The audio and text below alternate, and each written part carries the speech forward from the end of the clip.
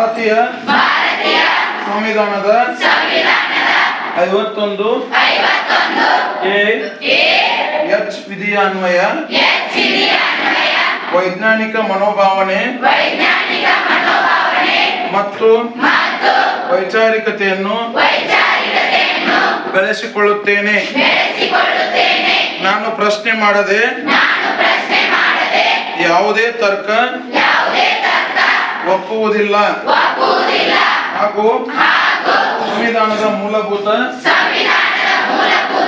ಕರ್ತವ್ಯದ ಆಶಯದಂತೆ ಮೌಢ್ಯತೆ ಮತ್ತು ಅಂಧಕಾರವನ್ನು ನಿರ್ಮೂಲನೆ ಮಾಡಿ ಜೀವ ಜಗತ್ತಿಗೆ ಪೂರಕವಾದ ಬದುಕನ್ನು ರೂಪಿಸಿಕೊಳ್ಳುತ್ತೇನೆಂದು